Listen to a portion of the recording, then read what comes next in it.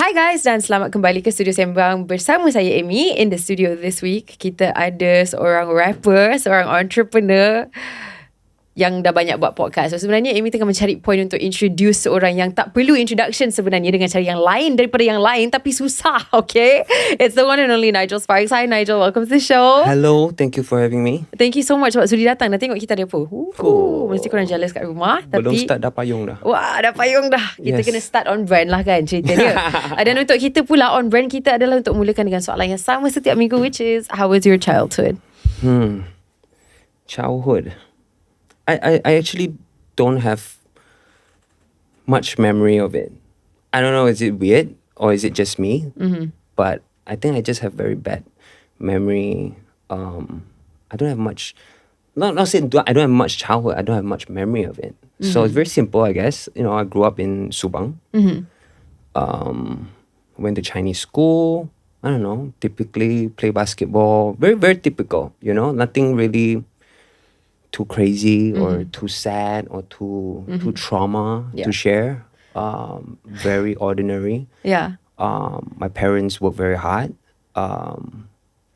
What else? I mean, I was poor in studies. Never really school. Most creative geniuses answer like that. So it's fine.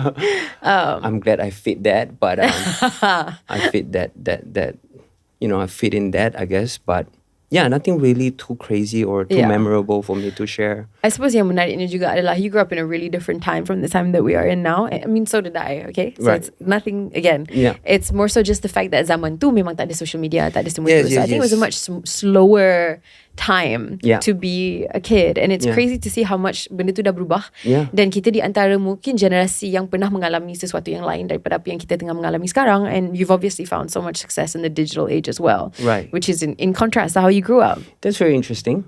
I think that's very, very interesting perspective. Yeah. Maybe because, we were just playing by the roadside, waiting for 5 o'clock or 6 o'clock, wait for your parents to come home, Yeah, pick of you course. up, and then, go makan and really simple times. And we don't have all these videos and photos to keep a record. I wish we had. Yeah. I really hope back then we had more, I guess, technology and, phones to actually record it down. Of course. So I have better memories of it, you know what I mean? Faham. Or I could be vlogging when I was a kid. Yeah. So I can watch back one day when I'm older. And that's also one of the reasons why, I document myself a lot. I've posted a video of me closing down my stores, and everyone be like, how in that moment, right? Bila you tengah down tu kau boleh record sendiri lagi. Sebab I feel like that's one of my ways to sort of just remember that moment. And I feel like, talking about childhood, I wish we had all of that. Of course. I mean, you could journal, but Yeah. I didn't have the habit to journal lah. Yeah, faham. So yeah.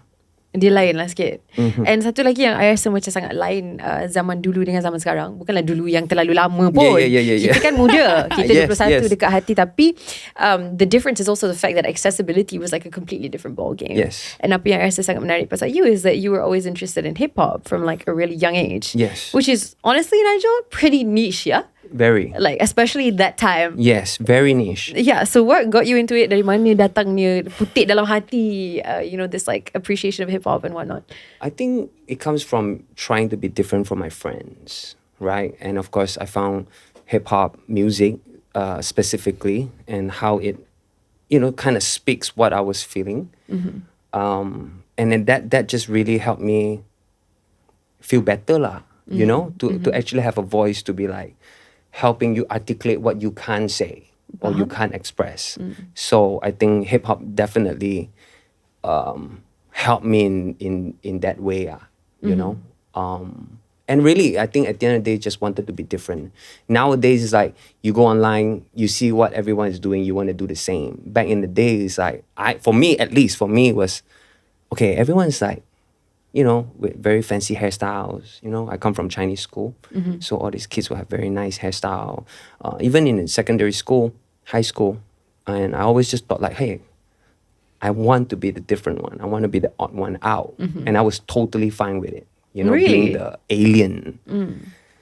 Yeah, I was totally fine with it. So hip hop kind of just separated me from the pack, Okay. basically. Yeah. And I guess when you're a kid, you probably have a lot of anger. You know, you play a lot of imaginary things in your head, and hip hop accompanied me. That's nice. And what was your first like dream or like cita-cita, so to speak? Just to see like how far you've come. What did you want to be? If it was, I'm sure it's something out of the box. If you wanted to be different daripada orang yang lain, I'm sure it was something Okay, it wild. depends, right? It depends which age. Okay. So if I was like much younger when I was in primary school, I would say I wanted to be a basketball player. Okay, but you're tall. You could have done it. Yeah, but my mom told me there's no money there, so you won't make money, you won't make it there. So Okay. like okay, so that dream kind of died. Yeah. High school, I won't say I wasn't bad, but I was naughty, you know. So I didn't have much dreams at that time. You know, just trying to stay cool, you know, in school. You know? Fair enough. Yeah. And that's okay. Yeah. Yeah. And what else?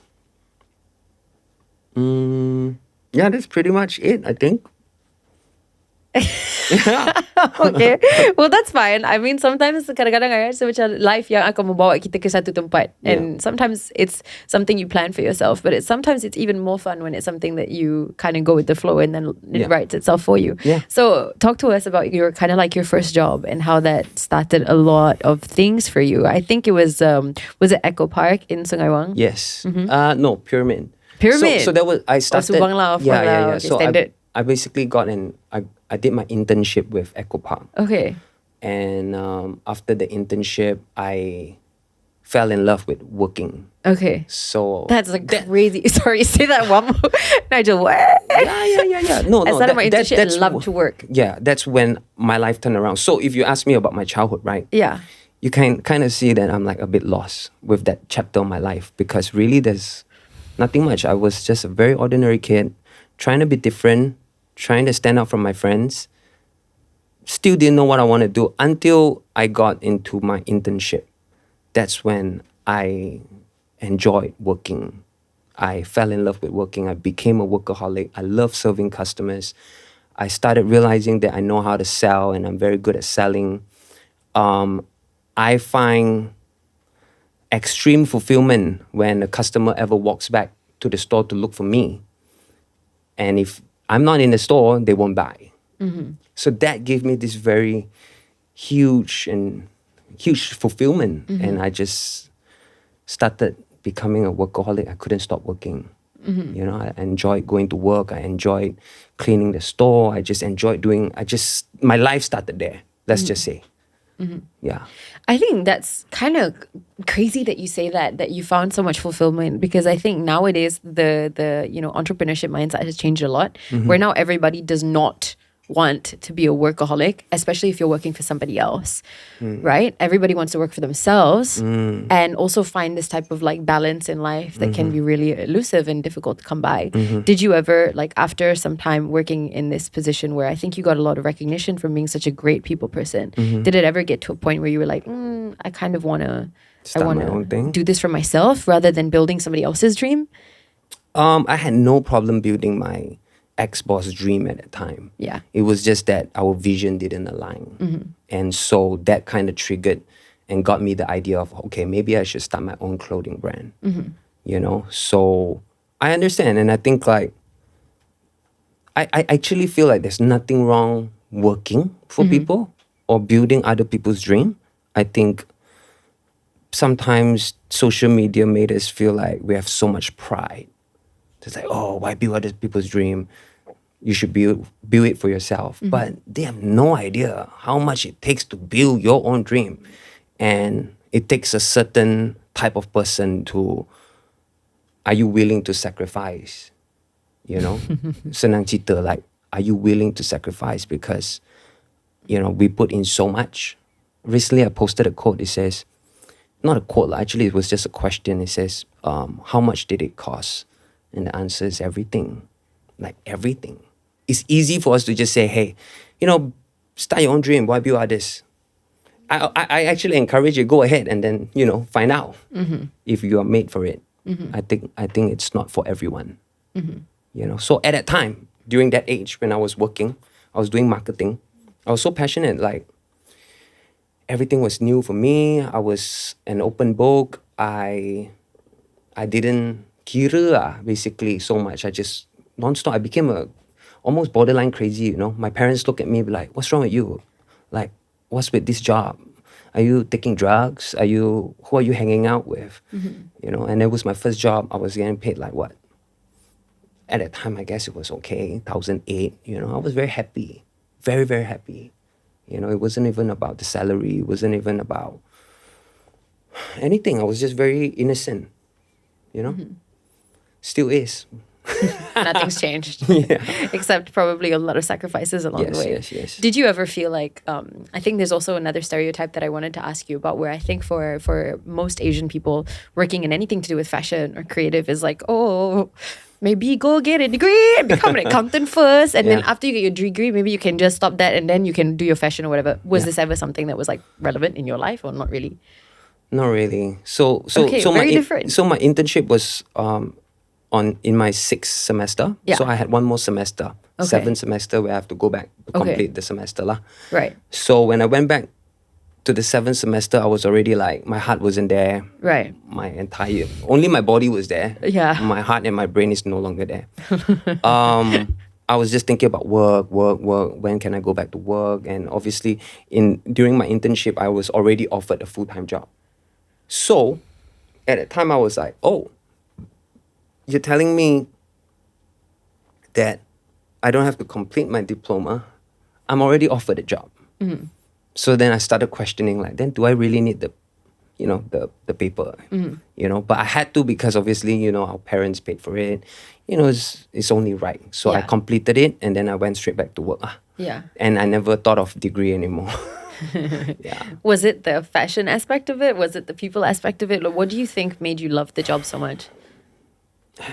Maybe it was all the years of me not figuring out what I want, and when I finally find something that draws me into it, I just never want to resist it. Understand. Like, it's just a calling. It just draws me in. You know how people have to go to work and be like, oh, I need to go to work. Oh, boring. Oh, Monday, Isnin, I paling benci kerja. Like, it didn't. For me, it was like, let's go. You know, I couldn't wait for the next day to go to work. So, yeah, very weird. I know. Okay. She's like giving me the it's like a very unique perspective yang I tak rasa kita cukup dengar daripada seorang yang macam bekerja dalam satu syarikat, but they love it so much that they're like, yes, let's go. Okay, interesting. I know that, like, okay, you did some time there and then you started Negative. Yes. Right, and that was your first ever entrepreneurship step lah. Yes. Something that, you know, you did for yourself. Yeah. And you said something also super interesting tadi pasal you don't think that entrepreneurship is for everyone, and it takes a very specific like skill set or whatever. So when you look back at this very early phase in your entrepreneurship journey, what do you think was like the biggest lesson that you had to learn at that time? And would you do anything differently now?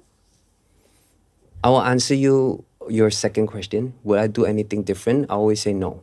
People always ask me, what would you say to your younger self? I always say nothing, because really whatever he did back in the past is what shaped who I am today. Of course. Right? But what was the biggest lesson that I have to learn during that time? That you have to do everything yourself. I think on top of my mind right now, the answer would be, the biggest lesson was that I didn't expect handouts. I didn't expect anyone to stand beside me, whether if this will go really well or fail miserably. I feel like I was willing to stand alone. I think that's what I learned. I learned about myself. Then I'm like, okay, you know what? You don't want? Cool. I'm going to do it myself. Oh, you think this is too much? Okay, cool. I'm going to do it myself. Like, that's what I've learned. Like, in order to make it happen. Because I think people now just want people to hold their hands. You know, let's do it together. What if you don't do it together? What if you're going to do it alone? Are you still willing to do it or not? I think that's like the bigger question that anyone, not just kids, Gen Z, or, you know, any age, are you willing to do it yourself or not first? Because most people cannot see your vision. you just have to start first. And it's like, hey, where are you going? Oh, I'm going there. Okay, I'm going to tag along. So, but most people want to wait for people to say, hey, where do we want to go? I don't know if you see the, what I'm No, trying I to say. totally but understand. Yeah. But, yeah. Is that the sifat yang you rasa seorang perlu ada untuk jadi seorang entrepreneur macam you? 100%. 100%. There are many stories, but yeah, I'm just going to keep it short, right? So I was supposed to have another person start negative with me, and the last minute he put out, right? He was afraid to lose his job. He didn't want to do it. And we were all like set to go. And when he decided to not do it with me, that's when I realized like, okay, do I still want this or not now that I'm alone? So there were many of those kind of moments, whether it be a campaign, whether it be a business, whether it be a new direction you want to take on for your brand. Are you willing to just trust your instinct and just go alone? And it took me some time, but I slowly attract people who wants to be on this crazy journey with me. So I have a staff named Liang. He's been with me for 12 years. 12 years now. So it's pretty crazy. That's a long time to have a working relationship with someone. Yeah, it's like my work wife now. Okay. Yeah. Right. So I kind of get the gist of it, that you kind of had to do this project by yourself. But I also want to ask you, like, because you say that if you want to do entrepreneurship, right, you have to be willing to go at it alone. Clearly, without even asking the question or you needing to answer it, you did. Yeah. So you thought it was worth it. Yes. What was it that made you, what is it that makes entrepreneurship or entrepreneurs run? Is it like complete delusion and then that becomes reality? Like, what was it for you? Now that you look back at it in hindsight, what was it? I think it was complete delusion. That's usually what it is, you know? Yeah. It is because, because it doesn't make sense. It doesn't make sense for anyone who wants to be an entrepreneur. Yeah. I think those who say, I want to be an entrepreneur, are those who are only thinking about the perks. I have freedom, I don't have to work, I have a team of people working for me, I can go on holiday, I can make lots of money, I boleh goyang kaki. Those are not really like why you should and want to be an entrepreneur. And during my time, when I started my business, I didn't even know the term entrepreneur. Like, I just thought like, hey, I want to start my own thing. Why? Because I don't know, because I can do this and I can do that. I want to do that. I want to do. You know what I mean? It's not like, so I don't get to do. A lot of people want to be a boss because then they feel like they don't have to do certain things. But I wanted to do everything. I wanted to shoot my own products. I wanted to distribute my own things. I wanted to do marketing. I wanted to meet people. I wanted to get my brand out there. It's just this fulfillment again. I think people don't talk enough about fulfillment. I was all up for the fulfillment and not so much of like, typically trying to be a boss. Yeah. Up until today, I guess. Yeah. Yeah. Okay. And that's a really good reason to want to do it. Because I think like macam apa yang you cakap tu, all of the glamour and stuff, it's apa yang orang nampak pasal seorang entrepreneur yang dah berjaya. Yes. Tapi kita belum start cakap pasal entrepreneur yang tak berjaya pula, dan berapa orang mencuba tapi mungkin tak dapat. There are a lot of them out there. Yeah. You So know? it's a good motive to start. Yeah. Why cabs? Again, I was trying to be different. I think a lot of my answers would be because I wanted to be different. Okay. My friends would collect sneakers. And then I always thought like, sneakers very expensive. Like, caps are okay. 100 plus. Sneakers are usually, at that time, was 400-500. Yeah. If I collect caps instead of sneakers, I could buy 5 caps for a price of a pair of sneakers, right? Yeah. So just little thoughts like that. And again, coming back to my friends all having like fancy hairstyles, I was like, okay, I'm just going to go bald and I'm just going to put on a cap. So I'll make that my thing. And my dad is also like a frequent cap wearer. So I guess that kind of influenced me a bit. I remember he bought me my first cap was an Under Armour cap. And the funny thing was, so I have a brother, elder brother, my dad, and the both of them love caps more than I do when I was a kid. Okay.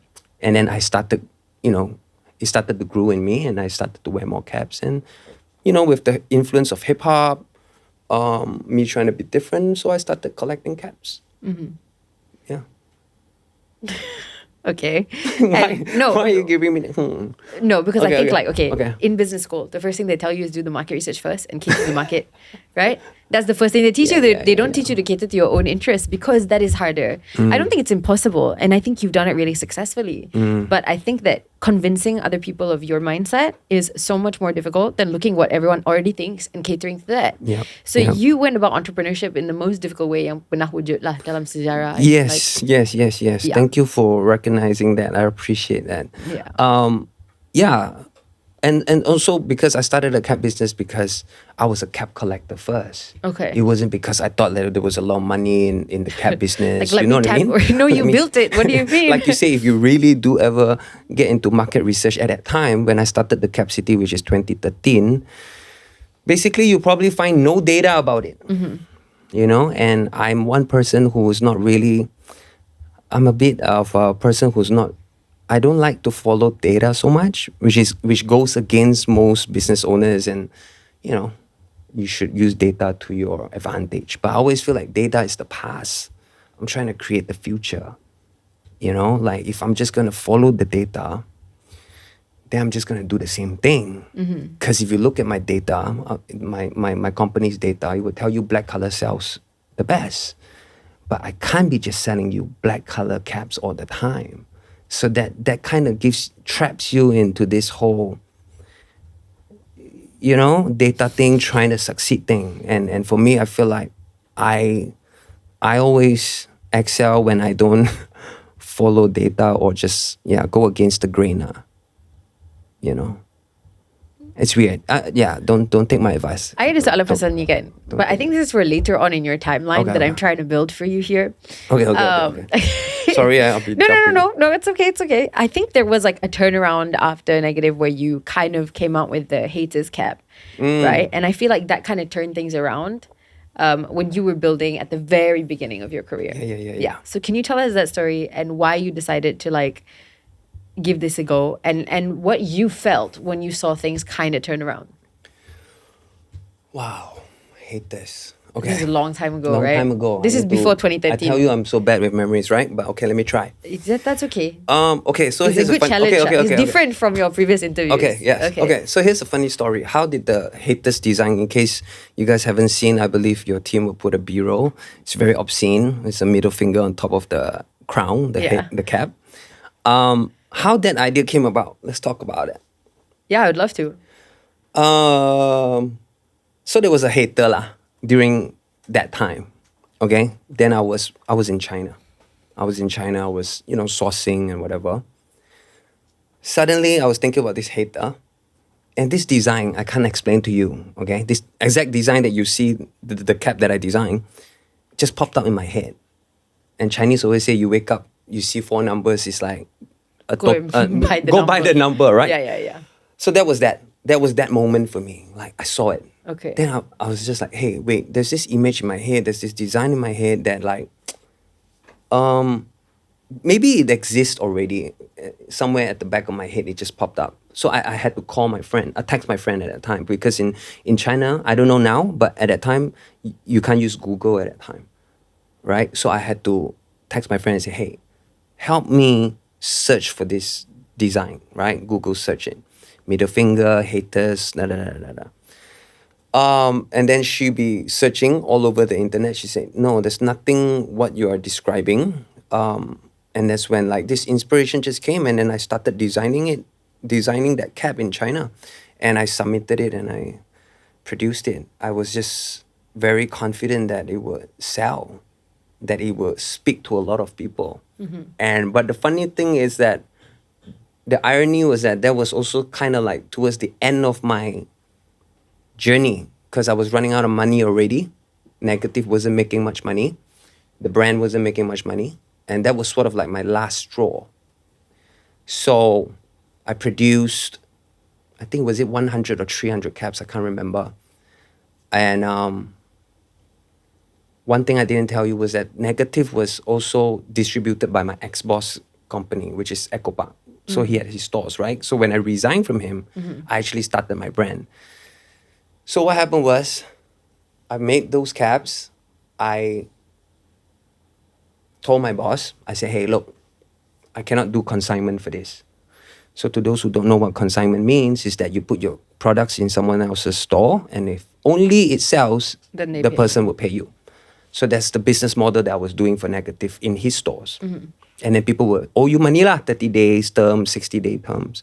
But I told him, I said, look, this product is gonna sell like hotcakes, okay?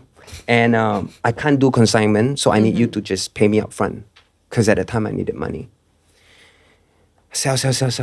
Told him what sort of campaign I was gonna do without even having done anything yet. I said I'm gonna get Cartel, at that time Cartel Records, Cartel Hitman, which is Joe and Sona One.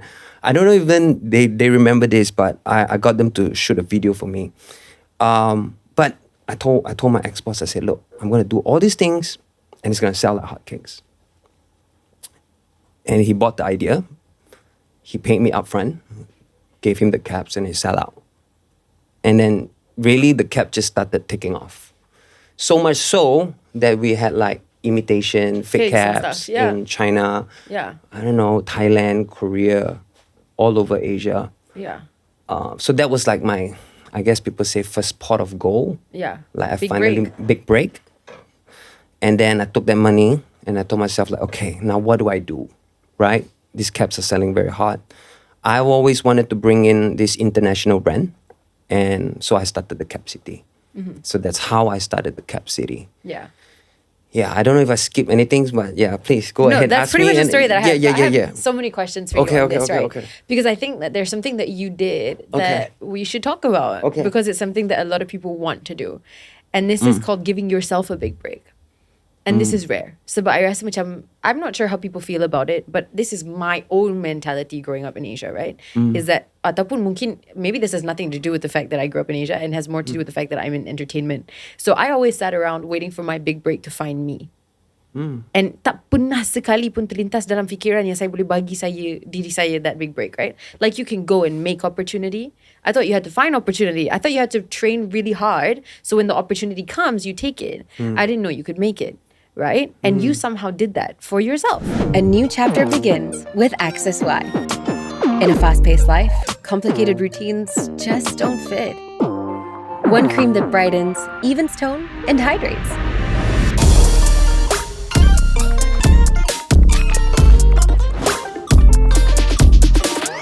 An innovation with impact.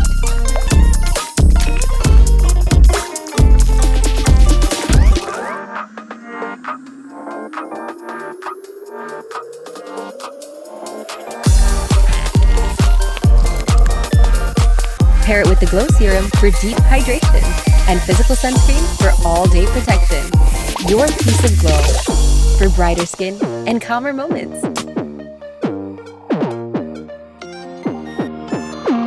Access Y. So kalau Right. kita nak cakap macam, okay, rezeki tu rezeki, betul. Yes. Tapi pada masa yang sama, you yang pergi dan mencari rezeki tu and you bet on yourself. So can you tell us, what does it feel like to take a huge risk on your own idea? It must be the single most scary thing yang you pernah buat. To sit there and know that your company maybe isn't doing so financially well. Inilah, chance terakhir untuk producekan satu topi and to just look somebody in the eyes and be like, this is gonna sell like hotcakes. How do you know that, my friend? How do you know that? So here's the funny thing, right? You said like it must be very scary Yeah. with the risk that I was taking. I wasn't though. What? I wasn't though. I was just now looking back, I was like, wow, you're so full of yourself. But how did you do how that? did you know? Yeah. I just know.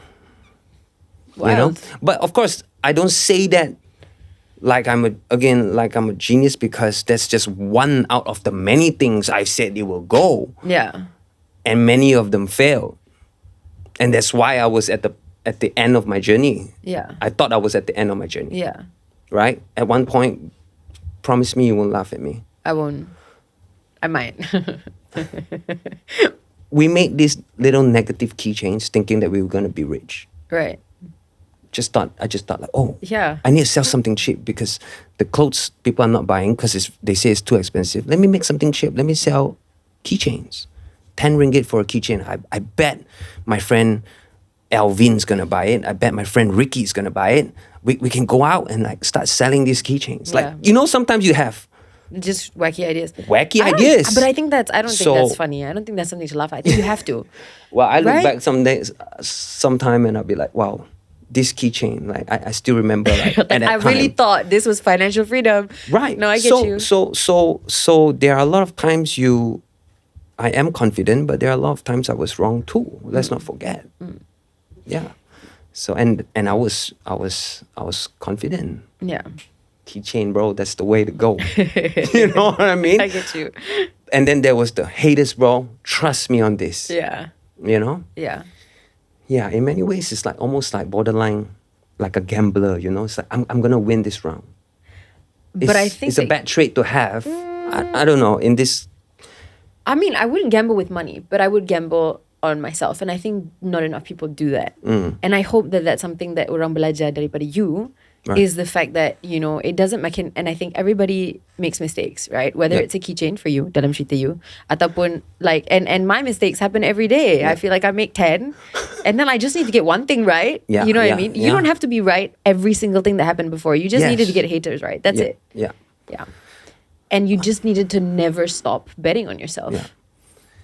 Yeah. Without the word bet, because we know that not everyone can do that. But you know what I mean? Yeah. I think there's a quote saying like, it's 10 years of work and suddenly all it took was an overnight success or something like that. Like what it basically says that, you know, you shoot 10 times and the 11th one you get the ball in. Really, is everything just suddenly just happens. But people don't see that, you know, you have wacky ideas too and you fail too. So that's just very beginning of my career. We're getting into it. You can see my next chapter, the Cap City, right? So then after you've come out with haters, why wasn't it like, okay, let's just continue doing negative? Like, we've got haters, now let's just do like a different one. Now the middle finger is upside down. We make it into an L. Like, why did you decide to, like, what was the thought process? You were like, I'm going to sell other people's things again. That's a good question. So, yeah, this is something in my business environment. People try to keep things exclusive. You know, back in the day, it's like, oh, let's not overkill it. You know what I mean? So we stopped releasing the haters design after a while. I think we made not too many now looking back, but it was a lot at that time. Like, I think I sold more than 1,000 of the same design. And I started the Cap City. I brought in this international brand. And of course, you know, bringing the international brand, I had to put in a lot of money there as well because their stocks are very expensive. So I kind of neglected the brand a little bit. And then more so for the haters design, like I was saying, you know, now I look back, maybe I look back, I should have sold more. I should have done what you said, because they were all at the back of my head. Like, should we change the middle finger? Turn around, make it lovers instead, should we do that? Yeah. But, you know, being in our business, the nature has always been trying to be exclusive. Don't oversell. You're going to saturate the business. You're going to saturate the market. You're going to be a sellout. So, yeah, I just got distracted, I guess. And with all that kind of mentality, you just decided to stop, which is very silly. Because 1,000 is like, you barely scratch the surface. Let's be real. You know, by that time it seems like, we feel like we are one trick pony, you know, let's not do the same thing, you know. I can understand that. Yeah, it's kind of like TikTok or whatever. If one format works, if you do it too many times, maybe to the audience it has no problem, but to yourself you feel like, this is kind of like going against my own integrity type thing. No, I totally get you. Yeah. But business strategy is such a nuanced topic, right? And there's no right. There's no right, there's no wrong. Yeah. And I wouldn't say, looking at your trajectory, that there was anything that you did that was wrong. Like, maybe that just wasn't the right decision at the time. Yeah. So it's nothing to regret. I had different goals at that time. Yeah, potentially. Yeah. So your goal was even more international. You thought you were going to start importing New Era, who you emailed. Yes. Is that right? Yes. I did, and I got Can you it. tell us the story again? Oh man! So, when I wanted to start a cap store, it was only right to get that brand lah, cause the market wants that brand, and at that time, no one carries New Era, no one in Malaysia. Yeah, you brought them in for the officially. first time, yeah. So I emailed them, which is basically Kenneth lah. If you guys follow my Yeah. journey close enough, it was Kenneth. We saw your reunion Yes, recently. crazy, full circle moment for me. Yeah. I emailed them, and then they replied. They asked for a very high minimum, yeah. like they want a certain amount of money and Right. stocks. And my dad was like, well, the bright side is that he replied, so that means there is a room of negotiation. At least they replied. Okay. So he looked at it from a very positive standpoint. That's great. And I said, okay. Then my dad said, you should fly over and meet him. And I said, what? Fly over to Hong Kong? At that time, I was, 23, 4? So I emailed, I asked for a meeting. They said, okay. And next thing you know, I flew over to meet Kenneth. And he was actually talking to me and asking about, our vision and what we want to do. And I shared everything with him, and he gave me a chance. Yeah. He said, okay. Of course, he took away all the minimums lah. So that's why I'm very grateful for. Yeah. So a lot of people in the comments who don't understand, which I understand, because there's no context to what it was happening, is that he was willing to cut down on the minimum purchase to just let me start small. So that was the thing that I was Grateful for. grateful for. Yeah. Yeah. That's a huge break. Huge. So huge. Yeah. Huge. At any point in this, Yeah. did you have a plan B? Like, did you have I'm going to go meet Kenneth, and Kenneth is going to say, actually, do you know what? Never mind. I've still got a minimum. Sorry, kid. Bye. Did you have a plan B, or were you like, no, I'm not coming back from Hong Kong unless I make this Yeah. work? What was the thought process? Do you remember? I guess I would have started the Cap City just without the brand, no? Which is gonna be less credible during that time. Yeah. Without this brand. So you kind of need that brand to sort of like bless you and help you kickstart, Validation, Then validation, yeah. International. or authorized retailer. Yeah.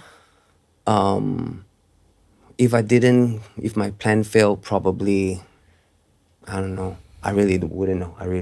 Yeah. I guess I don't have a plan B. Yeah.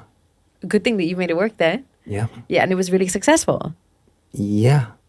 Yeah. So there's a lot of obstacles, right? 10 years, 12 years for the Cap City. If I were to sit here and share you my stories and my obstacles and my hurdles, it'll be sampai esok tak habis. But one of it was, with Kenneth, right?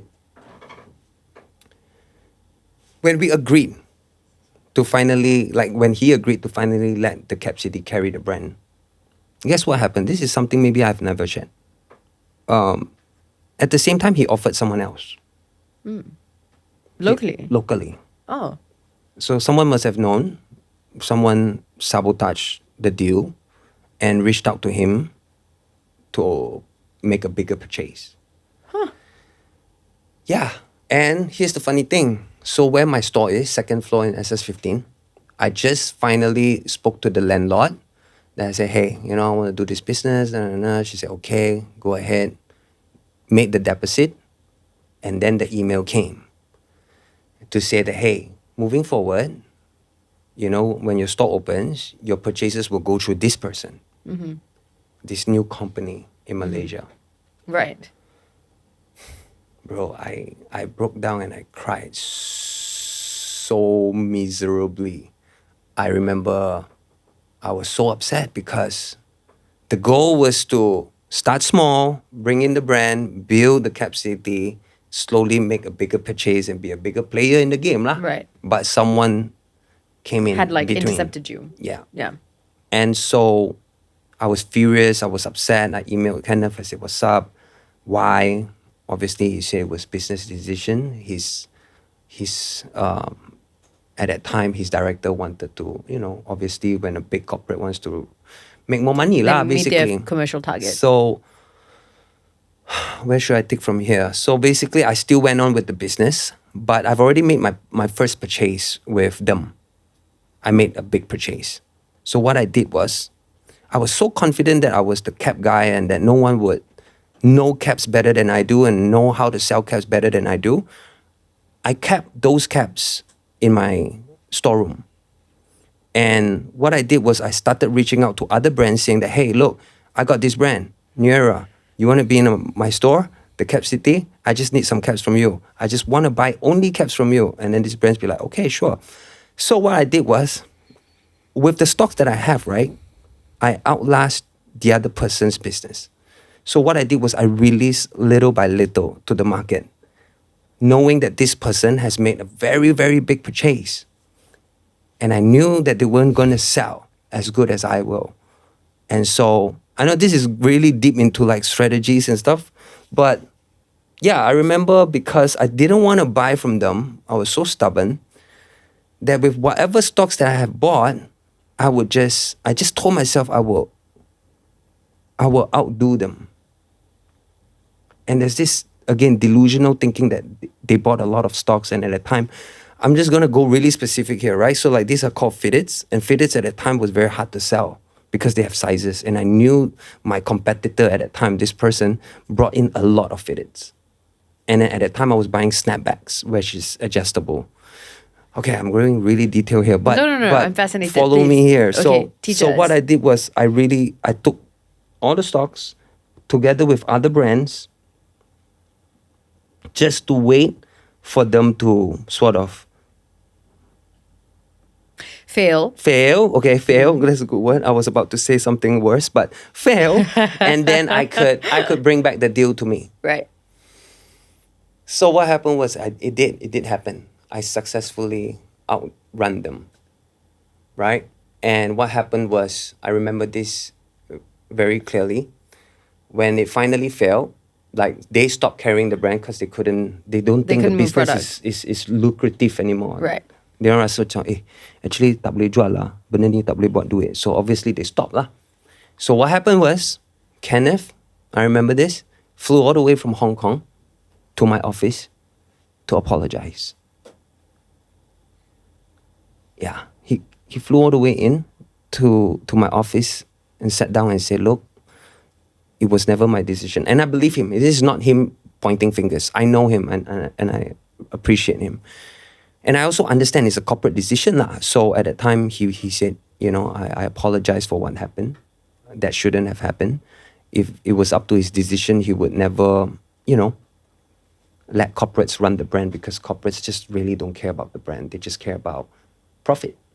So from then on, I sort of deal direct with them again. Got to purchase directly with them again. Mm-hmm. So yeah, that's a little part of my, obstacles and story with Kenneth a bit. And yeah, can you imagine taking the lot, the place, ready to run the business, only to find out that you lost the deal? So there's just so many of them, but yeah, next question. No, I think what you did is it's brilliant. It's like Yeah. business strategy. And you know what's so crazy is that kita baru je cakap pasal haters and how you should have done like many, many more designs. But it was that strategy that walked so that your new era strategy could fly. Yeah. Do you get what I mean? It was that limited mindset that created scarcity within your next business of bringing new era in, that allowed you to move product better than your competitors did, who obviously had supply, but they didn't know how to create demand. Yes. So therein is their downfall, right? Yes. Brilliant. Very Thank you smart. for putting it into such short, Yeah. articulating it in such a, perfect way. It was really, Perfect. really smart. My follow-up question for you. Do you think that success tu adalah luck or strategy? And if it's a combination of both, what is the ratio breakdown? Wow. I don't know the Dia ratio. banyak buat podcast. Kita kena jadi bijak lah. Kena tanya soalan yang lain. Okay? How much would you attribute within your personal experience lah? So I believe everyone have heard the quote, right? Like, opportunities when Preparation meets luck. time, luck. No, right? no. Luck is when preparation meets opportunity. Opportunity. That's luck. That's luck. Yeah. I agree. You know, some people say, "No, it's never luck. It's me. It's me. It's me." I think you have to have luck, right? I have to be very careful with this, right? Because if I say 50-50, which is on the top of my head, that will breed a lot of people thinking like, I'm just unlucky that I failed because Nigel said 50-50. So I'll put luck at really, really low. But I don't mean that I don't think that luck plays a role. I think luck really does play a role. But if you want me to ratio it out, I think 95% 95 hard work, 5% luck. Yeah. Even though there were many points in my life where it was luck, right? My dad had to give me the advice and be like, he replied. Well, actually, at least he replied. Look at the brighter side. That was luck. To have a father, a coach. Kenneth wasn't a mean guy. That was luck. My ex-boss is willing to let me put negative in his store. That wasn't luck. That was somewhat luck. Yeah. Right? To meet good people in your life. Yeah. But of course, being able to meet good people, you have to be a good person yourself first, right? For him to want to give you. So is that luck? I don't know. Because I kind of earned that, right? Like I work hard. I had a pure heart. I really wanted him to win, but things didn't work out. So he said, you know what? Okay, you want to put negative in my stores? Go ahead. So it kind of comes hand in hand. Luck and hard work. The more hardworking you are, the luckier you get, I guess. Maybe it's time for that quote to get like an update, in the sense that it's not just two parts as what people assume, which is like preparation and then luck, and then maybe there's another element that also needs to be there, which is resilience, right? Because the luck is important. It's very small percent, but you need to have patience that is like 95% for you to wait for that 5% of luck, right? Yeah, maybe that's part of it too, right? Yeah. But everyone gets a big break, and this was yours, and it really just kind of like took off, and you scaled and started doing really well commercially. But there was a turning point for you as well in this chapter. And I wanted to ask you about how like you are so passionate about cabs, and that is really evident, and you are still doing it now. You've dedicated your entire career. That's how passionate you are. But in any type of business, when decisions are being made, commercial decisions and stuff like that, was there ever a part where you had this now commercially successful business, you're making money, right? And you realize that the decisions that you're making that are commercial are contrasting to what you feel in your heart is the right creative decision to make? Did you ever feel that like switch? Wow. Can you repeat that? Okay. She speaks really fast. Okay. Yeah. Okay. One more time. Do you ever feel, and I think a lot of people who are really successful entrepreneurs, they hit this point, right? Where they start doing something for passion and the corporate commercial goals start to take over. Like, okay, we understand that you want to sell hats that are not black, but black hats sell. So maybe all of the hats should be black. Do I ever come to a crossroad, right? Yes. And how do you make decisions at this crossroad? I do both.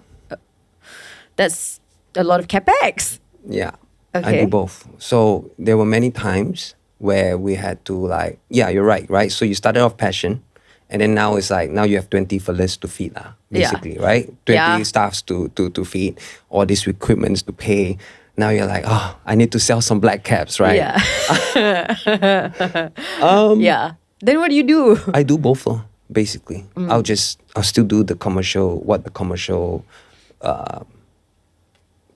makes sense for our business, and at the same time still do what I want to do myself. Yeah. So just to share with you, our 10th anniversary, right? We were at this crossroad. Like 10th anniversary, it's a big one. What do we do? So started from 8th anniversary and 9, we had like this really nice packaging for all our caps. So on the 10th, we're like, what do we do? We're kind of out of ideas, out of colors. What do we do? But at the same time, it's 10th anniversary, people want to buy. I mean, it needs to make sense, right, for the business. So literally, we came up with 2 collections. One is really all black. And then there's the other one that is 10,000 ringgit that comes with a cabinet. It comes with so inside we make 10 different caps, and there's only 10 sets of those. And each set we sell them for 10,000 ringgit. And if you look at those caps, they are heavily embroidered. They are very crazy, very, in my opinion, nice. That fits my soul. So I'll do both. So every time we come to a crossroad, like what you mentioned, is that, okay, it needs to make sense for the business. At the same time, it needs to make sense for our passion. We cannot forget where we started from, right? It was because of the passion. It was because of all these things that we've done that led us here. And today, if you're just going to follow data and just do black caps, eventually people will unfollow you. Not in terms of social media, but, in terms of interest. It's like, these guys are just now sellouts, boring, commercial, so we try to do both. So you don't sleep, is what you're saying? Yes. Yeah. Right. Yeah. It's true. Yeah. So this is you don't have to pick. Yeah. It's never really or. It's an and. Let's do for the passion and for the business.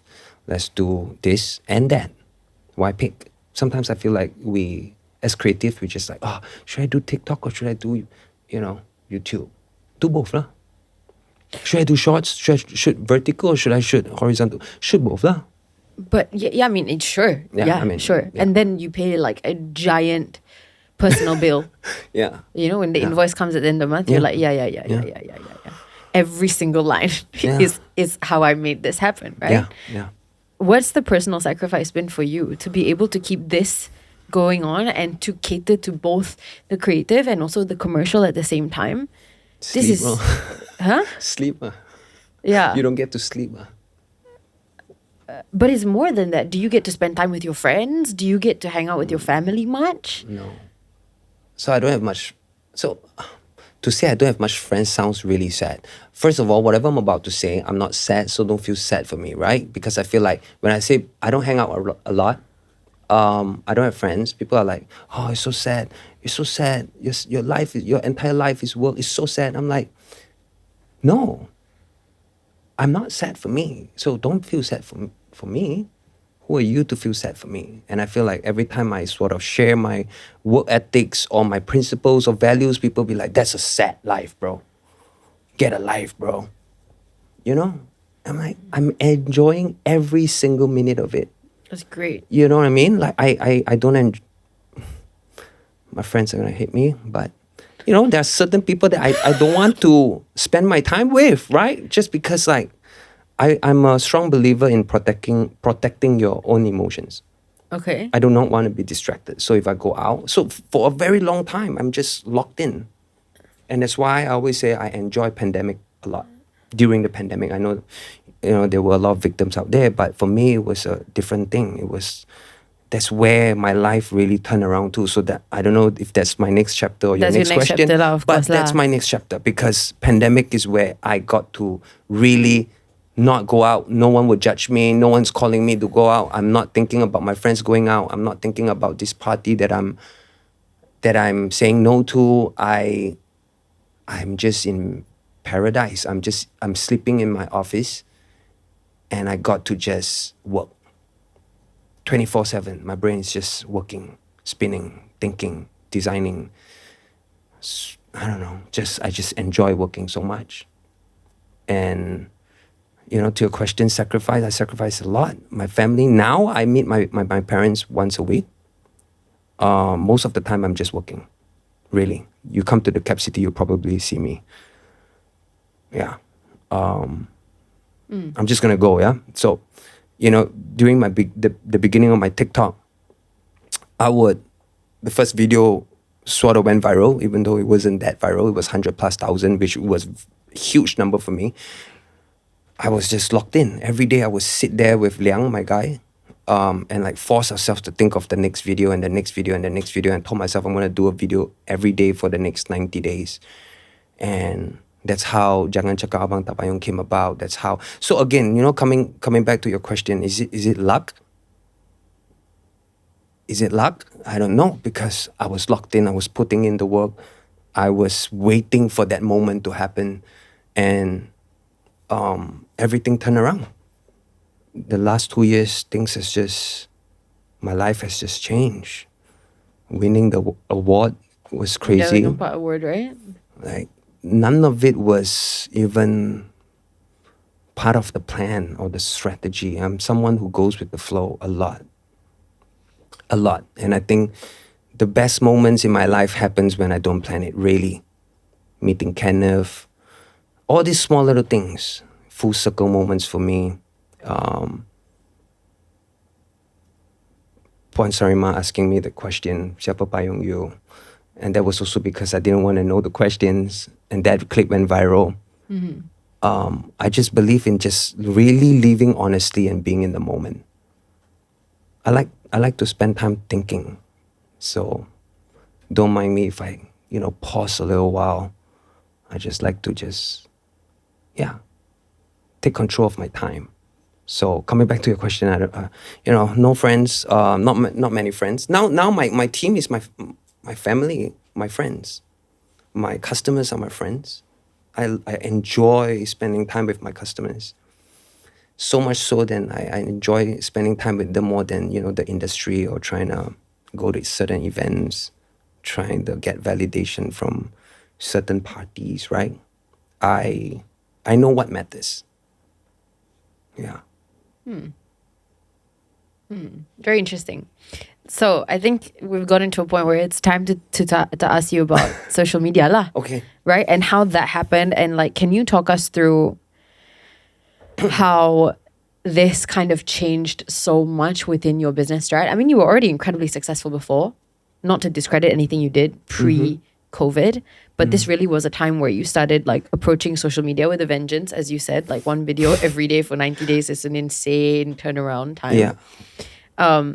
How did this happen, and what was your thought process when you first hit your first like 100K views and things like that? So before content was content, like I said, I do document myself a lot. That was before content was content. I would I guess I'm someone who's very, I cherish a lot of the moments in my life. So a lot of people will say, oh, Nigel will always record everything. And there was this person back in the day, not back in the day, during my career, someone said, kind of like laughed at me, saying that it's so funny that you record yourself. Now that person is doing a lot of content now.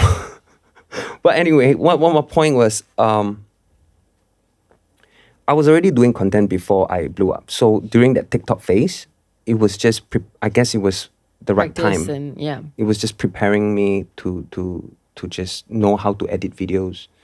So I was already doing a bit of YouTube here and there. If you search hard enough on other platforms, you might see some really cringy videos of me vlogging. So I just share my part of my life lah. So I don't know if I should go that deep, but okay, there was this video, right? I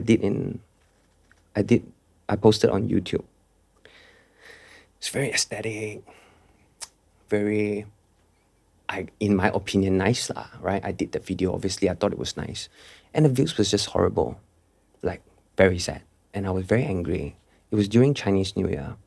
And I kept questioning Liang. I said, Liang, why we put good work out there and nobody want to appreciate, boring like, I was really frustrated. And it was during Chinese New Year, and to those who don't know, I don't really enjoy Chinese New Year. It gives me a lot of, I just don't like it lah. Let's just say, okay?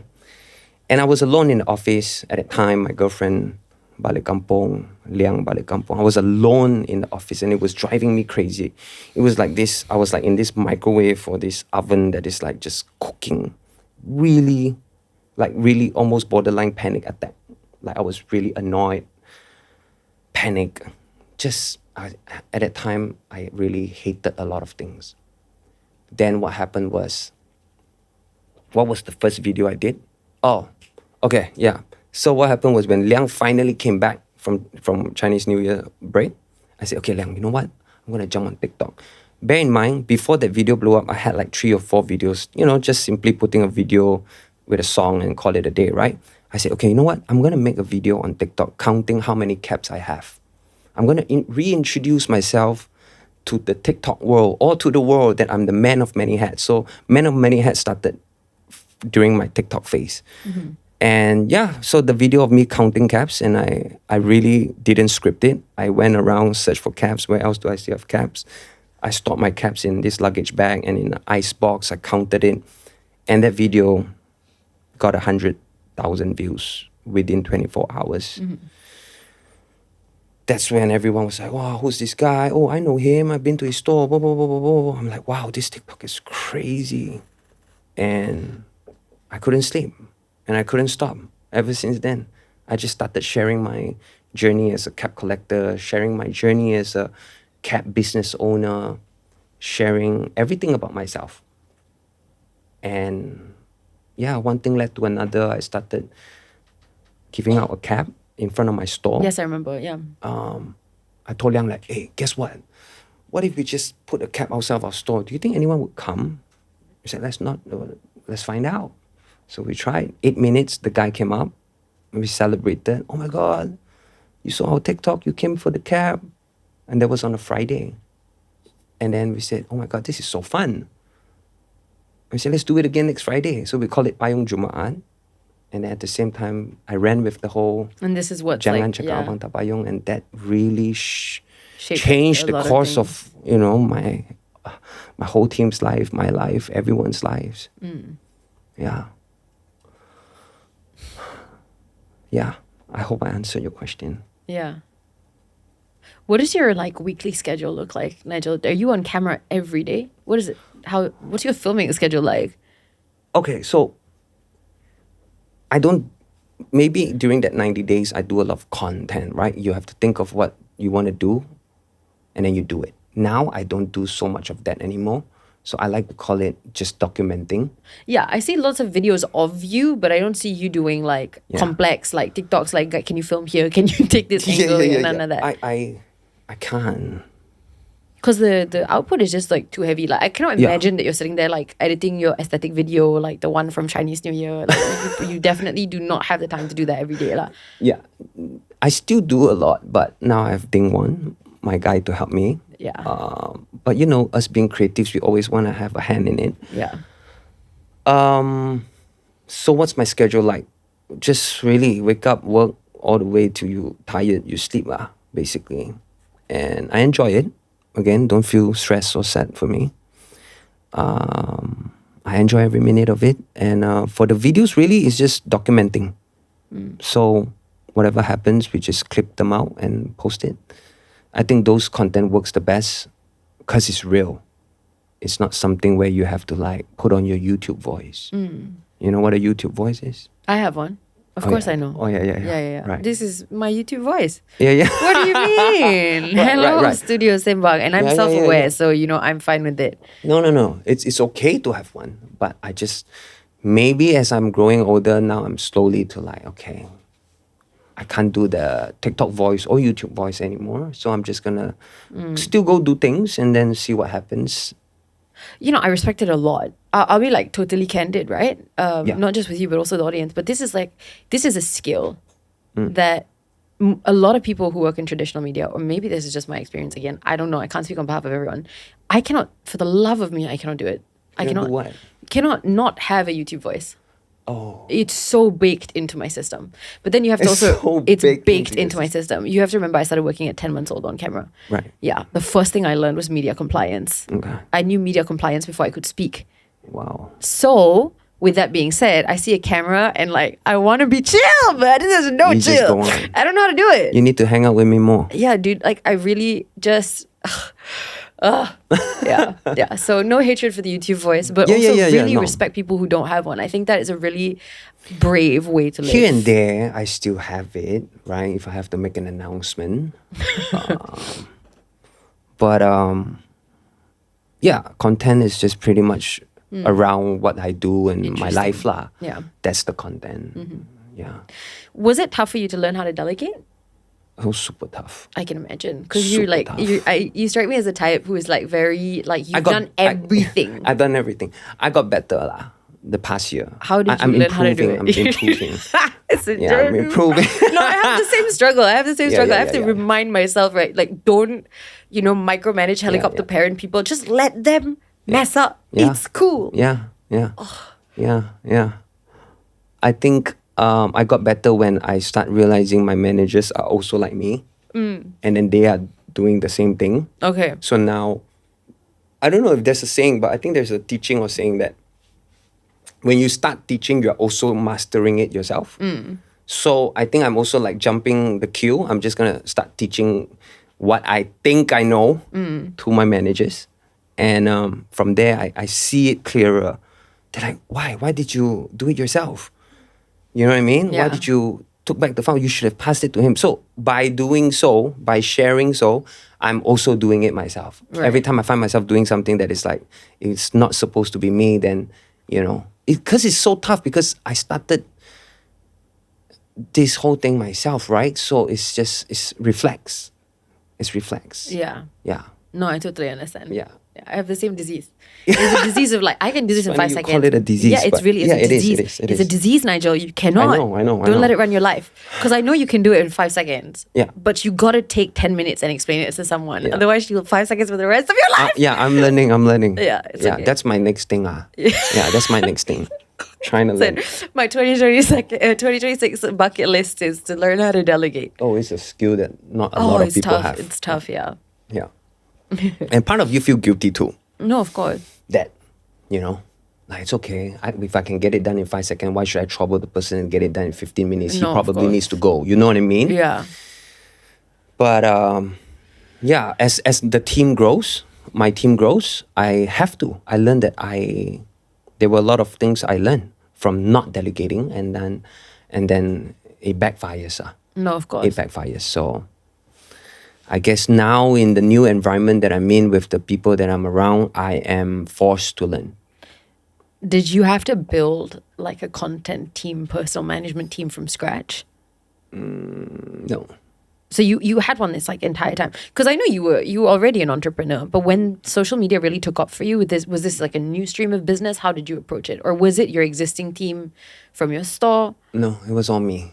Oh, Yeah. So yeah, it was all me. so the I was delegation is like editing- new. And yeah, the delegation is really Okay. new. So if you're Damn. talking about my TikTok, like my rise of my TikTok is really all me. All me for the longest time. How Even new a are we lot of the talking? videos right now that you're watching is still probably edited by me. You're kidding? No, I'm not. You want to see my CapCut? Oh my god! What the hell? No, but now I try to pass it a lot more to my videographer, 𝙁𝙃𝙁𝙁, my editor. Yeah. Because it's Kind of just... slay. Again, I got no friends, so I go home, I just lay down and I start editing videos. It's fun. Do you not find it fun? No, I mean, no. No? Okay. This is okay. My follow-up question for you, right? Okay. How long are you going to do this for? Just a question, right? Because I think I will know. I will know. A lot of people ask me that question. I don't know, but I will know. Okay. And when I know, you will know. not soon lah. I don't know. Just because I get it, right? Like I totally get it. I can completely relate to you as a workaholic. I got into trouble for talking about, this is my favorite topic to talk about in hindsight. I got into so much trouble for talking about work-life balance. But then I learned something. I learned something. I was corrected. We have different ideas of what work-life, everybody has their own. I didn't realize it was so sensitive. That's my bad. But what I did learn from this experience is that everybody has their own barometer of what work-life balance looks like. And I cannot prescribe onto other people that they should not have a work-life balance just because I really enjoy not having work-life balance. For me, I feel like my life is super balanced. How many hours do I work a day? 24. But this is fine. This is my choice. You know, this is not a problem. Like, yeah. And I believe, yeah. And this is where I messed up, right? I was like, this is fine for everyone. But I realize that this is not what everyone wants, and that's Yeah. totally okay, and I apologize, and I'm really, really sorry, okay? Aw. But at the same time, I can relate to you as a fellow workaholic on such a level. But for how long? Because I also acknowledge within myself that there is like a tiny voice, right, inside of my head who's like, this is really like sacrifice absolutely everything for your goal. And it's a great way to be, and that's fine. It's an incredibly output-driven, output-oriented way to be. But then I don't know, like maybe sometimes I feel scared and I'm like, can I do this at 50? Or am I just going to be like, you know, cannot even see the cat cut, you know? Do you have any stress about this at all? I do. But I don't let it consume me too much. Okay. I think it's valid, whatever you're afraid of, right? If I were to think of it, it sounds scary and tiring too. But I don't know. Who knows? If I just let myself be and see how far I can go. As long as I can do it, I'll do Fair it. enough. If I... Again, I feel like we try to rush things, even for a simple answer. You don't have to rush. If you're still a workaholic, embrace it. Maybe it'll give you better sleep. Yeah, rather than trying to like fight my inherent. Yeah. I realized that also was something I learned during the pandemic, was that I no longer have to fight all these thoughts anymore. That I'm a weirdo. I was like, oh, everyone's at home. Great. Everyone had to start all over again. Great. Not in a mean way, but you know, it sort of took Evens away the a lot playing of my fields, even the playing field. And I think that's my superpower. I realized as soon as I let a lot of things go, stop fighting who I need to be, don't care about how people judge me, everything just turned around. When I started TikTok, everyone was laughing at me, saying like, oh, TikToks are for kids. Are you doing lip syncing now? Oh, I heard Nigel's doing TikTok for kids. Now they're all doing it as well, so it's okay. Now they're nowhere to be seen. Oh, they're not even. So That's tough. So, yeah, I realize you don't have to rush the answer. Fair enough. You know when you're 50. You know when you're 40. Yeah, that's. I so wouldn't long know away. I'll be on the stage when I was younger. I That's wouldn't fair. know. You wouldn't know, Yeah. but you just do it, right? Yeah, I think this is something I always say. It's obsession. I think it's obsession. So it's not hard work, it's obsession. We have a problem, right? Like a problem to super most people, but to hyperfixation, us yeah. it's not a problem. But we have an obsession towards building something, creating something, doing something. And when you have obsession, that's a upper hand. That's an advantage. Because it calls you. You don't have to pull yourself there. Yeah. Interesting perspective. And most people say, yo, you gotta relax in life. No, I am relaxed. Try put me on a beach. I won't be relaxed. That's when I'm stressed. Yeah. Being on the beach is when I'm stressed. But maybe when I'm 50, I might change. I'm not saying this is forever. But for as long as I can go, I'll keep going. Fair enough. Okay. A question about a different hyperfixation of yours, a different focus. Because you also do music. And this is like not talked about enough. Like you have an entire 16 Baris segment. I know, right? Like why is this not like something that is more highlighted? Like why are you not performing? Like what's going on? Can you tell me about it? In the sense that you've also come out with music relatively recently. Like when did your last single drop? So I dropped an album last year. Yeah, there you go. This is okay. Wait, hang on. I have the list. Okay. You did 16 Baris in 2018, and then 2018 you had a song come out. I DLLM. I'm not even gonna don't want to mess that up. The don't. pronunciation, right? Yeah. 2020 Chains, Dirt on My Name. Yeah. And it looks like you also write Yep. your own songs. Yes. So Why? What please, happened? explain. I think- Payung was last year. Yeah, Payung was Yeah. last year. It was the album name called Payung 1. Yeah, I'm hoping to drop Payung 2 this year. that's awesome. Yeah, so my music, right? I think is so I went on this podcast in Singapore and a good friend 𝙁𝙊𝙀𝙁, I think he described it really well. He said, I think your music is more like a journal for you. When I listen to your music, I don't feel like it's something that you want to turn on when you're in a party. You know, it's an extended version of your story. And I think that is chef's kiss, man, the way he described it. It's kind of like, I enjoy making music, but it's not really something that I feel like, again, I'm just following the flow, letting it flow. If it happens, it happens. If it doesn't, it's okay. It's a journal.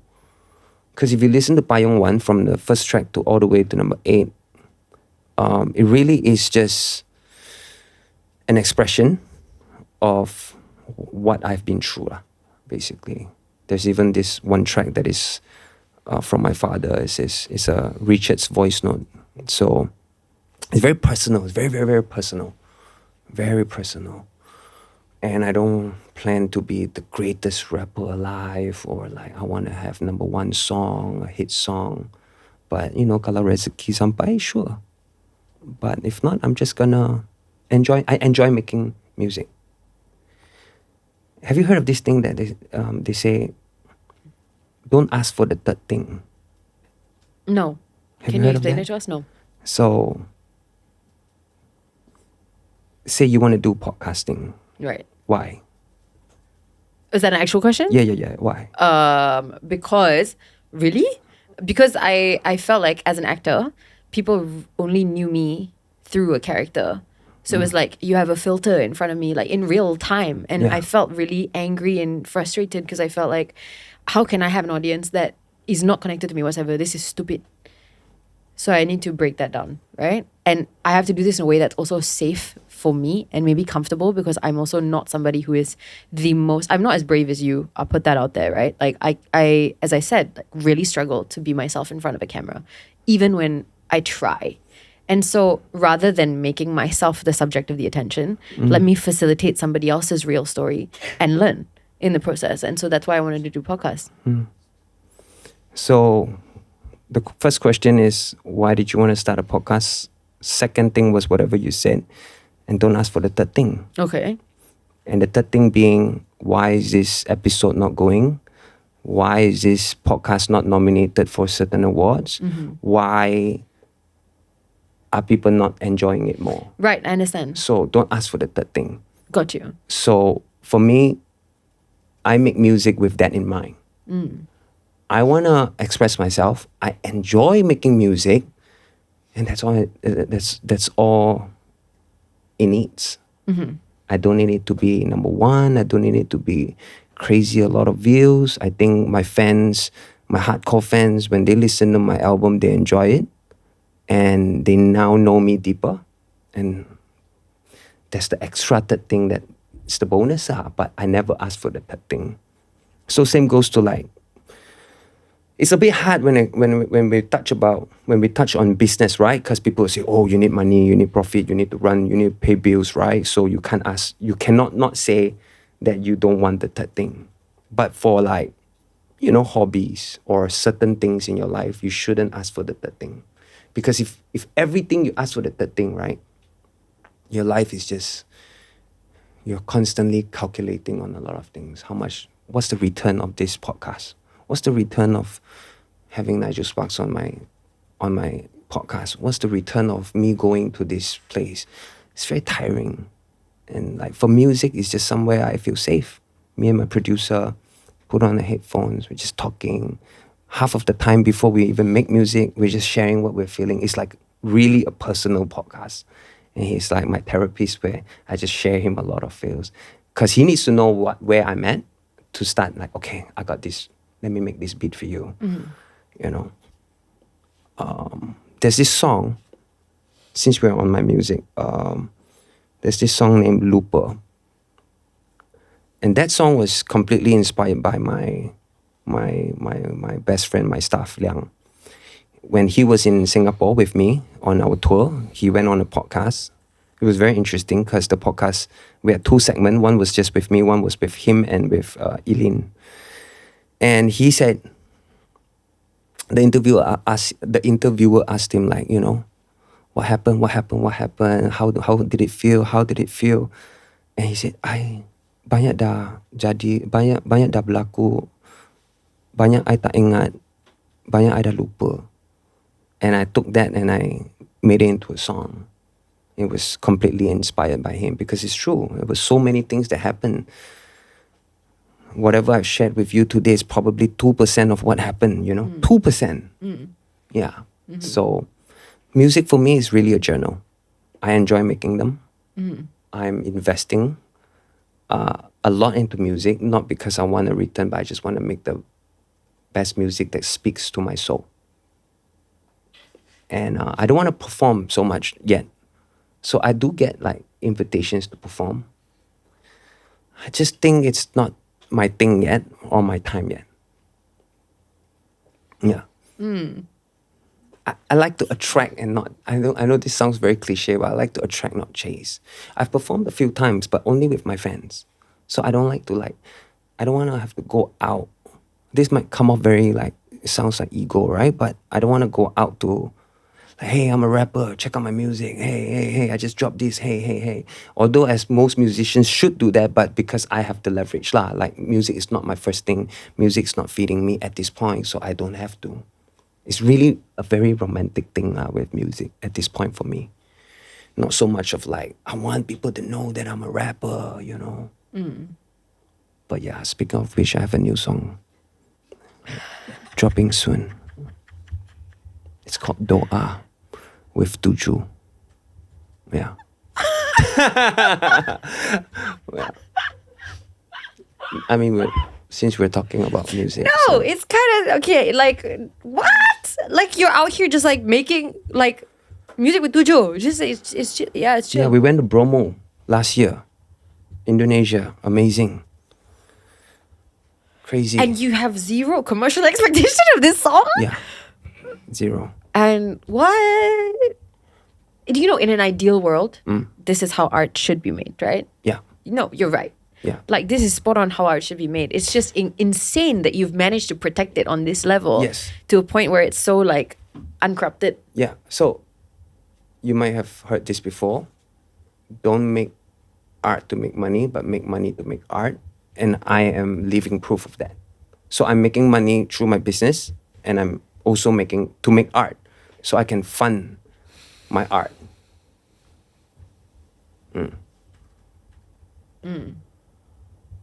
Yeah.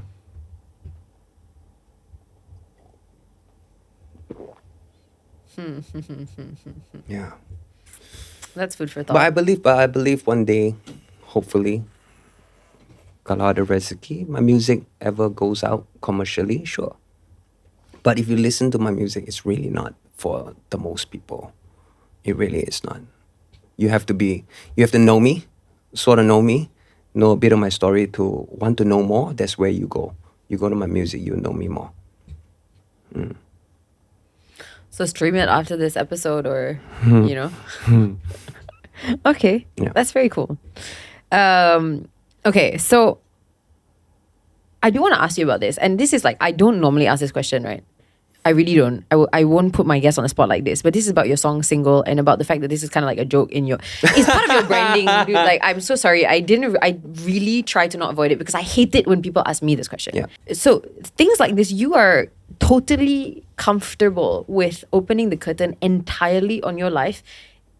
Is there a part of your life that is you don't share with your audience? If even the topic of your personal life and relationships and stuff like this is on the table for you, is there anything in your life that is out of bounds, you won't talk about? And you don't have to tell me what it is. Is there? Or are you just out here Yeah. just completely and totally being yourself? In which case, kudos to you, respect. But I could never. I think I'll be lying if I say everything is okay to be shared. I still want something for myself. Right. But I guess you can say most of the things I'm totally fine sharing. But Okay. of course, there are some things that, I No. not to say I don't want to. Yeah. I cannot or it's embarrassing. But there are some things I just want to keep. And don't want to talk about. It's not that I cannot. So I guess your next question is, am I single? I mean, yeah, you came out with a song called Single. Yeah. Yeah. Yeah. And you're fine with this. I'm fine with it. Great. Good for I'm- you. Okay, that's it. yeah. I don't even know how to ask about this topic. It's just that Like, I was like, wow, No, you're right, really but out no, here on- on camera, like yeah. living your life. And it's No, so in contrast to me. So I respect it. Okay.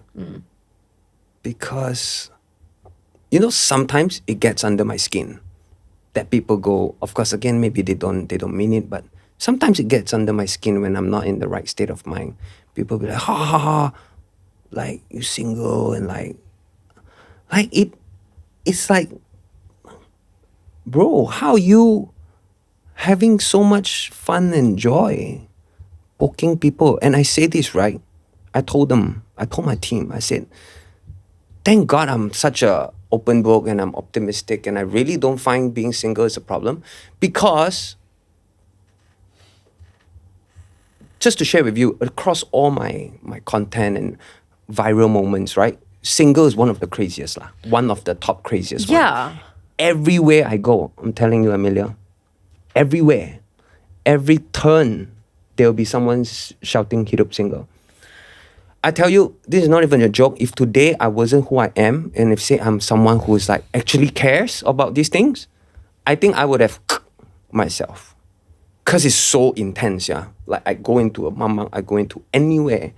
Cars driving past, it's like, "Hidup single, boy, single, single, single, single, single, single." Of course, I am totally fine with them because I enjoy it. Not to say I enjoy it, but like I'm okay one. I go out and meet my friends, right? I'm like totally like fine. So, but there are moments online, it gets under my skin that like, and people cannot seem to understand, why am I single? And on the other side thinking like, I cannot understand why you cannot understand that single is a choice. Yeah, this is what you said also, that I was like, I kind of want to ask about it. What? Okay. Yes. Yeah, Single no, actually, yeah, single yeah. is to choice. I think, do you have my lyrics there? But I cannot remember. I do. Oh, yeah. Yeah, I please. went through this with my team. Yeah, I was go like, ahead. single is a choice. I want to ask about this. Yeah. Yeah, single itu choice. Jangan sesekali banding aku dengan other boys. Dia orang cakap besar tapi tak ada bars. Tak ada topi, dia kopi barista. Dia pernah masuk 16 barista. Asal aku single, korang yang pedih. Bukan tak ada jodoh, cuma susah nak pilih. Aku flex, ada facts. What was the next line? Itu lebih daripada 16 baris dah. Not yet, but go check out the song, and I mean it in a way that like it's a choice. It really is. Like why? Why is it a problem? Yeah, why is it a problem? I don't know. You don't know? I don't think this is a problem. Good. Then we're on the same page. No, absolutely. Yeah. I just think it was never, I mean, I don't think that your stance on this is the reason I wanted to ask a question. I personally completely agree with you. I think single is absolutely being your choice. Just because you have an option doesn't mean it's the right one. Yeah. And doesn't mean you should choose it. Yeah. Sometimes the best thing that you can choose is to invest into yourself. And sometimes that is so time consuming and such an important thing that we should all strive to do in our lives that it comes at the cost of investing into other people. And if you don't invest into yourself, you will never be ready to invest into somebody else. That is my personal belief. So I agree with you. We share the same belief. That's not the question. The question is like, this being a part of your brand, and how do you even mentally resiliently keep up with allowing people this level of access to you, to where this is a topic for people to speak about to you, and you can handle this on a regular But guess basis what? is like, whoa. But guess what, right? Let's look at the bright side. Although as much as I get a lot of people, diorang bahan saya dan whatever, I also get a lot of people who reached out and say thank you. There are a lot of people out there who are single moms, single dad, or people who, divorced or maybe lost their loved ones. They reached out and they find comfort in, my acceptance of being single and my stance on being single. And I feel like in many ways, I want to speak out for them, because I find so many people running around like a headless chicken, and as soon as someone likes them, they stick to them just because they don't feel confident being alone. And I think that will long-term lead to a lot of more problems down the road. So I want to advise everyone to just take a step slower and Spot on. reconsider and learn about yourself first. What do you want to eat? What do you want to do? What do you like? What do you don't like? A lot of people don't even know that, but they live their life for the other person. Oh, because she really likes that, so we're gonna go eat that. And you over time, you're just living for the person. I mean, kudos, unconditional love, but you have to protect yourself too, right? Like I said, protect your own emotions at all costs. You can't just be, you need to live for yourself too, not just for the other person. And I think that another thing about you and your branding and speaking about being alone and all of the stuff that you've gone viral for, right? Like if you payung people, who's payunging you and things like that, it all ties back to the same very shallow kind of understanding of that, you know, if you don't have a partner or a significant other role, that you must be like seriously alone. I don't think that from the videos I've seen of you that have blown up, you are definitely one of the least alone people I've ever seen. Like you are constantly surrounded by people that you are providing for in some way. And not to make everything into a transaction, but when you provide for people, you are creating a community. Yeah. You're not alone, I wouldn't say. Yeah. Not that I have known you very long or can speak on your life, but it doesn't seem to be at all. I'm not being alone is one thing. Being lonely is a different thing. Of course. So yeah, I'm definitely not alone. Are you lonely? Sometimes. But not because I don't have someone. Lonely can come from so many different ways. From people not understanding you, your team having a conflict, your business not doing well, certain things you want to do not doing well. You know, those can cause loneliness too. And maybe when I make music, I feel lonely because that's when I'm with my own thoughts. So, but in terms of alone, I'm never really alone now. Yeah. Do you have an answer for who payungs you? You said it in your speech. Yeah. At Gempak Most Wanted Awards, but I'm so sorry, I didn't really catch the full thing. I said, you know, God, Tuhan, my team, my family. So what happened with that question was that a lot of people were very angry at me. How could you? How could you not say God? How could you not say it's your parents? How could you not say your team, your friends, your family? How could you? A lot of people felt angry, ungrateful person. And then there were a lot of people who, on the other hand, relate to my no answer because they felt like, you know, they probably did a lot for people and people didn't reciprocate. Diorang tak balas balik with the same kind of love that maybe they had certain expectation. And so, excuse me, I'm like, I always had the answer, but when you know, Sarima asked me that, she caught me at a very unexpected moment. Again, maybe because I didn't go through the questions. She's just really good at what she does. And also at that time, I was going through something personally. Like, so when she asked that question, everything just hit. Because at that time, I do felt like there were certain areas in my life that I wasn't appreciated enough. But that don't mean, again, I'm not trying to clarify saying that makes it right to not thank God or family or friends, right? But a lot of people were very hurt that I didn't have an answer. Funny, right? Okay. But that's just my true self, and I like being honest with myself, not just the audience, really. I don't want to watch back something and say, he scripted that.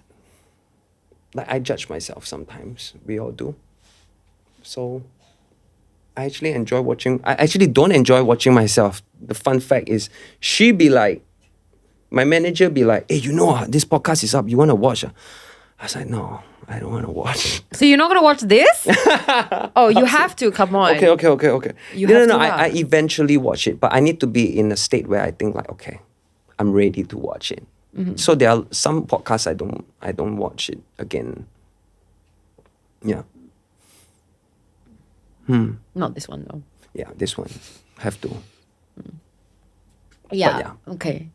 That's a weird thing to be angry at you about, quite frankly. But I Yeah. think that, again, another thing that I like learned through this is that it's very much a perspective problem. You Yeah, know, there's a yeah. curse of being super successful, right? Where you're not allowed to be unhappy. Yeah. Because Yeah, you can't. you can't. Oh, you can't. You cannot. No, I'm telling you, you Oh, cannot. I cannot. You're successful. You have a Oh. business. You're viral. You just won an award. How dare you be upset for a second in your life? But unfortunately, the reality is that for everyone's psyche is exactly the same. We're just transplanted in different scenarios. Everyone has something to be grateful for, and everyone has something that's making them upset.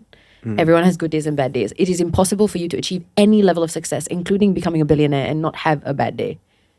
You have a bad day. I mean, whether it makes sense to other people is a completely separate topic, Yeah, right? yeah, But yeah. from your own individual perspective of life, Yeah. you cannot be happy without there being bad days. Like, it doesn't, there is no, that doesn't exist. So for people to judge you for being off for like even a second is unfortunately a little bit short-sighted, and I'm sorry you had to go through that. No, I didn't bother me at all. I don't read the comments too. Maybe the top 10. Until 10 it's like a comments. Studio Sembang podcast episode, at which point we're live because we're you- live tweeting it, we're live streaming it. What are we doing, Nigel? Are we gonna live tweet TikTok it? Sure. By we, I mean you. That's like your space, right? Like I don't. Yeah. I was a suggestion. Yeah. No, I wasn't inviting myself. Right. The live, right. the 24-hour TikToks that you do, that's crazy work. That's Oh, on yeah. you. Yeah. That was Yeah. crazy. Yeah. That was crazy. But yeah, I understand. Like when you say when you are successful, you are not allowed to do certain things and say certain things. And I feel like that's absurd. And I feel like that's like kind of really defeating the whole purpose of why I got to where I am today. You mean to tell me that I cannot do everything that I used to do, or whatever I used to do is wrong, and because now I'm successful, I have to act a certain way, speak a certain way, feel a certain way? That won't make me human anymore, will it? Right? So I don't know. I try not to let any of this change who I am. But here's the funny thing. The new fans didn't know the old you. So now when you ever do say something mean or a bit more angry or say certain things, they'll be like, oh my God, you shouldn't have said that. Who are you to say it? Because you're successful. You know? So I think it's very interesting. And that's why sometimes the comments don't even make sense, because this person probably seen 3 videos of you. You know? So yeah, no need to read the comments. Just know that you need to be true to yourself. And I'm allowed. Sometimes, you know, my team be like, oh, you shouldn't say that, bang. You shouldn't say that, bang. I was like, no. I used to say that, and that's what got people, you know, behind my back. Like, as in, like, being around me. That's They what made like- people interested in you. Yeah. They liked your personality. Exactly. And then Yeah. now can you imagine Kanye West just being all polished and not say anything? No. But you have to pay a huge price to Yes. be Kanye West. You Yes. So thank you for saying that. Of course, there's a price you will always have to pay. You sit there also, you have to pay a price. You stand also, you have to pay a price. You say something also, you have to pay a price. Because if you, by sitting down and not saying how you really feel as a person, or what's true to you, or what you really want to say across, you're paying a price too. No, of course. A huge price. Yeah. Right? So there's this thing that I've been thinking a lot. Like, are you willing to be at war with the world and have peace by yourself, or have war with yourself, or be at war with yourself and have peace with the world? Right? So I don't know. I don't want to. We as creative will always be in war with ourselves, and so much so it's enough that I don't want to add more to it. You know? We should be the last person that we fight. We should be the last person we fight. Yeah. Okay. Slay. Yeah. On that note, Yeah. what's next for you in 2026? So you just started the year with an award. What what are you going to do to top that? I'm sure there's something up your sleeve. What can you share with us? This is available now. Yeah. New album. New album. More work.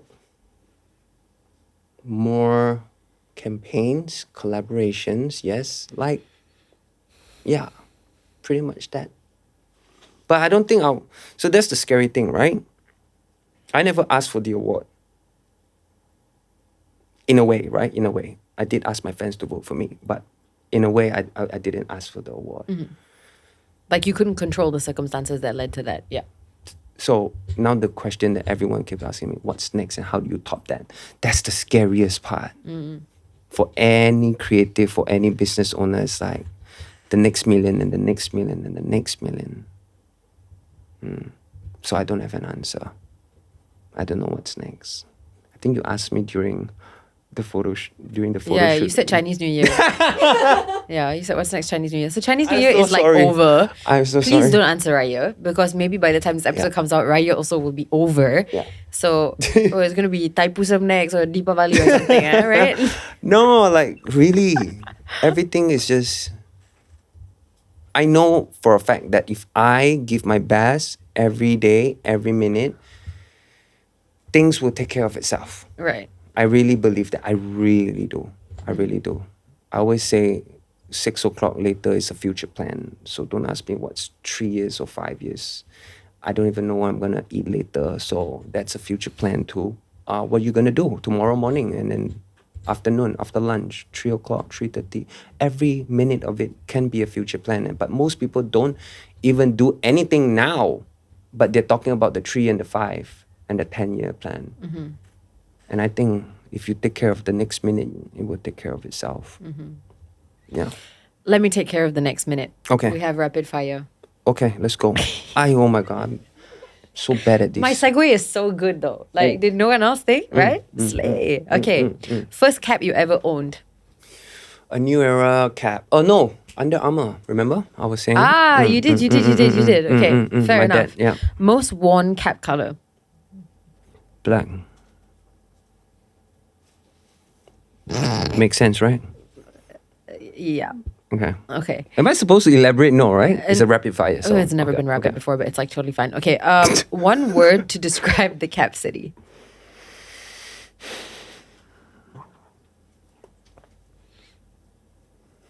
One word to describe the cap city. Different. Okay. Who's your favorite rapper? Kanye West. A choice. The personality or the artist? Both. It comes hand in hand.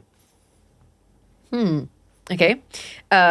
If you had the opportunity to collab like with anyone, whether it's a brand, an artist, or whatever. Kanye West. Oh, yeah lah. Okay lah. Yeah. Yeah. Okay. First thing you do in the morning. P.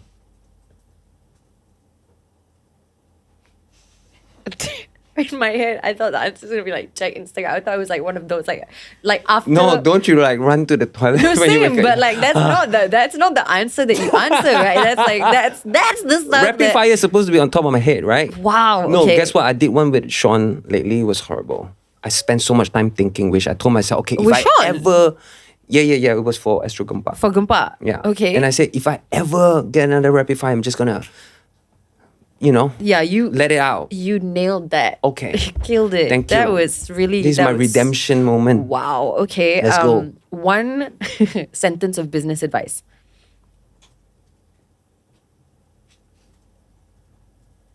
Love the pain. Okay. Love the pain. Yeah, you're gonna. It's painful, bro. So if you don't enjoy it, then how? It's a long journey.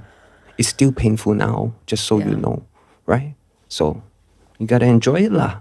It never really, ends, lah. really. Fair enough. Best advice or quote that you've ever gotten and who told it to you? Payung. Payung lah some advice. Okay, so I used to have this quote that I really like. Now maybe I'm in a different state, right?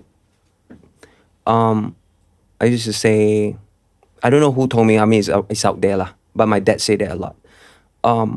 So good times create. Do you know? Good times create happy people. Weak Ooh. men. Okay. And then what does weak men create? Bad times. Hard times. And then what does hard times create? Strong people. Exactly. And And that then is what the the strong people does? They create. good times. And then what happens after good times? Weak people. Correct. Okay, And I it's can a see cycle. how it's, Yeah. yeah. And I think that's like one of the things that I constantly remind myself that like, if you're going through good times, you know what's happening next.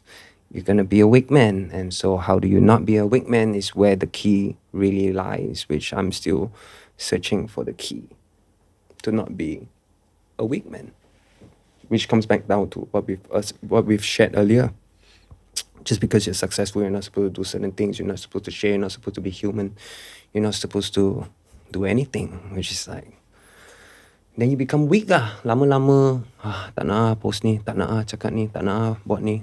And then you end up just gone. Yeah, I think that's my favorite quote.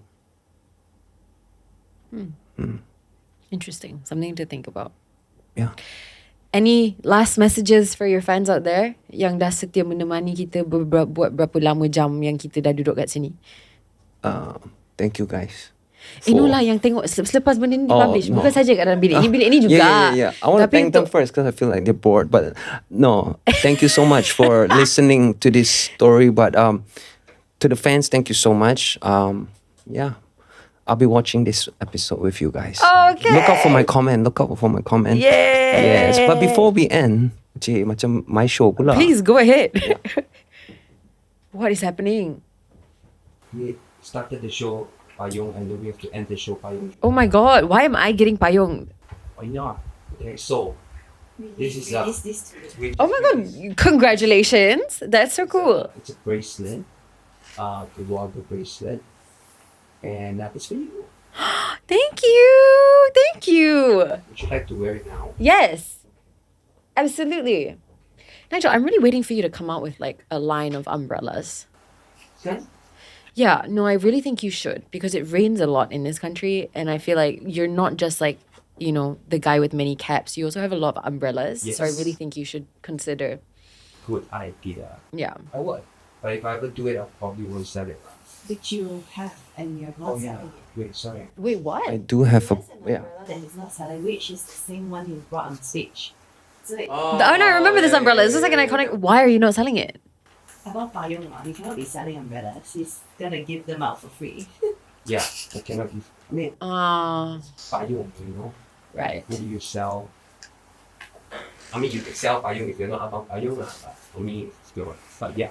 Okay. Let me help you. Are you going to help me? Okay, thank you very much. What does it say? 𝙀𝙀 on it? Yes. That's crazy. That's so cool. That's nice.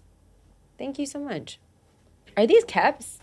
No, it's just Okay. Cap charm cap charm. also. Yes. Yeah, I could give you ideas would. for days. Okay.